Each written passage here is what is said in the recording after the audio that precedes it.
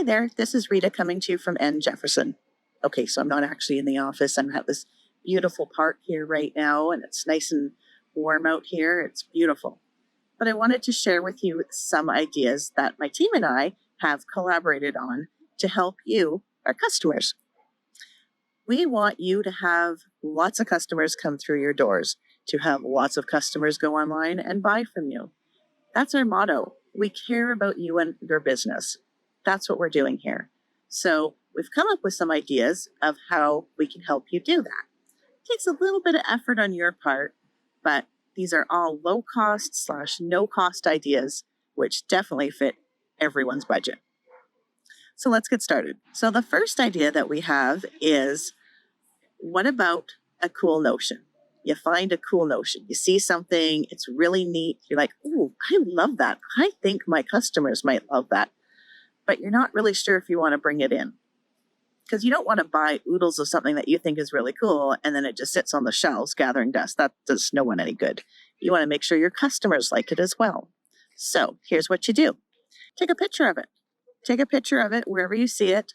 It doesn't have to be fancy. It can literally be on a table or something. Do a little bit of a write-up about it and put it on your social media.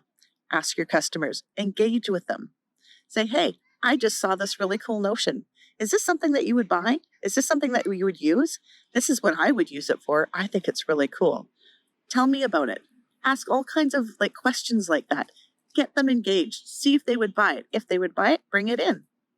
If they don't say anything about it or they don't think it's cool, then you know you didn't waste your money, right? Same thing as if you see a notion on our website. Again, you're not sure if you want to bring it in or not. Grab that photo from our website. Grab the write-up from our website. Put it on there as well. You can ask as well, will they buy it? Do you think it's cool? What would you use it for? This is what I would use it for. Can you think of anything else that you could use this for other than what it's actually made to do? Thinking outside of the box is always really cool. So if you can do that, that would be amazing. Another idea that we came up with is to take a poll. Put a poll on your social media. I know Facebook has it. I'm pretty sure Instagram has it too. You can put a poll on there to say, hey, I've got this thing here. Show it, take a picture of it, talk about it a little bit, and sort of the same thing. Engage the customer. This is what these customers would use this for. But I also heard that you could use it for this. Is this something you would do? Would you buy this? Yes or no? What is your price range for something like this that you would pay for it? I don't know. Just think of some questions, something that you could take a poll on that people could answer yes or no, or click some bars and they go up and down or whatever. So then at the end of, say, a week or 2 weeks, that you have an idea of what the engagement is with this item. So there's something that you can do as well. Here's something that you could do. Have a pre-sale. You can get something that is, say, a little bit more pricey that you're not really sure that you want to bring in a whole bunch of because you want to make sure people are actually interested and are going to buy it from you. So do the pre-sale thing. Post it on your social media. Let them know that you're going to bring it in. This is what it does. It's very cool for this. Christmas is coming up. This would be good for Mother's Day, whatever the case may be. And then offer a pre-sale. Say, I am going to gather pre-sales for this. And if you want it, you need to come in and give me a deposit of 50% down, whether they do it online, whether they come into your store and do it. However, this is a guaranteed sale. If you get a deposit for a pre-sale, they're going to come back and get it from you. Don't do it without a deposit. Please don't do it without a deposit, because then people will change their mind and they become wishy-washy. You know how that goes. And then you bring it in and they don't come back. So definitely get the deposit for that. That's another great idea. Okay, so here we are with idea number 4. I want to talk to you now about Laura Koya. Have you heard of that name before? Maybe you haven't, but you should. You should make yourself very familiar with that name. Laura Koya is So Very Easy. She's the face of So Very Easy YouTube channel. She's got close to 500,000 subscribers. That's huge.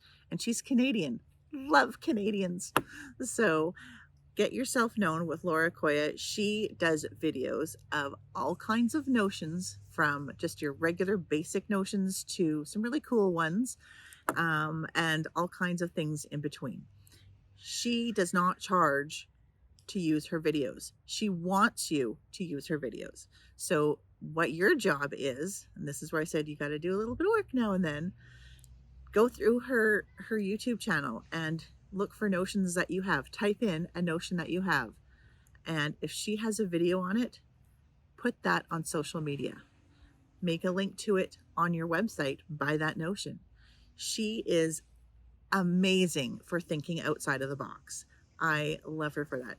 She's also a dear friend of mine, but I love her as well because she is just amazing with her videos and what she comes up with and the concepts and all that stuff. So definitely use her. Look throughout her website. If you see something, even if you don't have that notion, again, post it on your social media, share it. Maybe someone else would be interested in it. Maybe you can bring that notion in. Remember we talked about that earlier? So yeah, Laura Koya, so very easy. SEW, very easy YouTube channel. Definitely subscribe to her. So here's something new for you. What about hosting a book club? You're like, a book club in a sewing shop or a quilt shop? How does that work?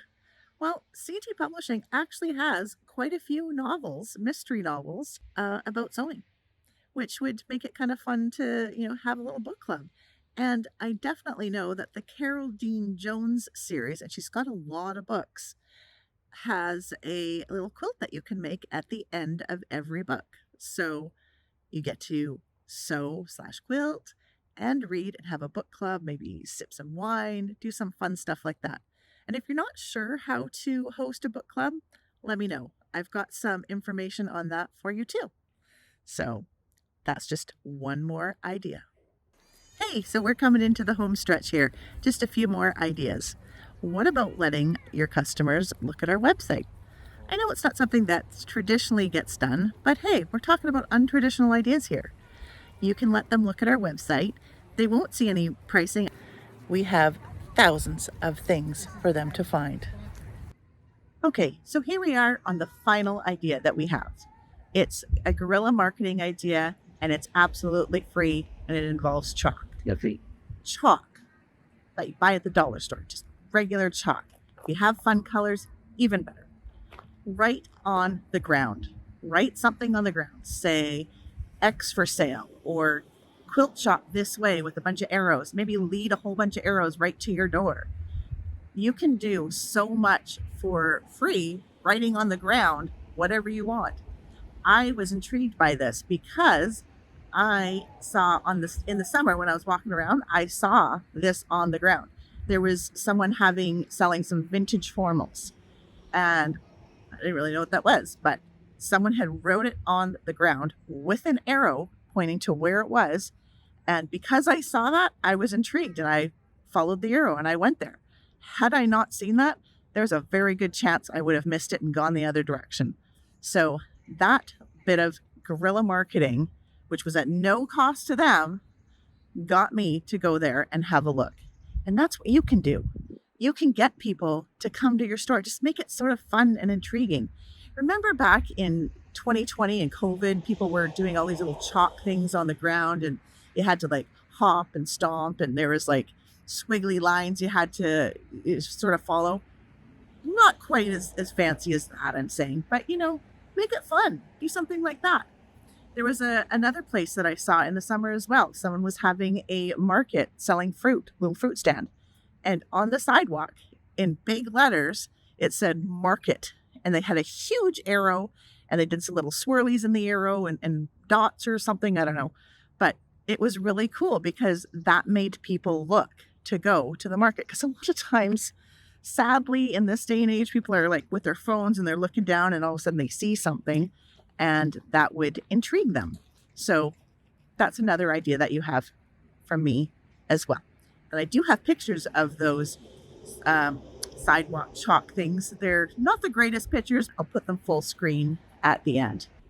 So this concludes the video that I have of ideas for you. And I really hope that you learned something from this, that you took something away from this. It gives you ideas. You're brainstorming now. Your mind's going all crazy, like, oh yeah, we can do this. We can do this.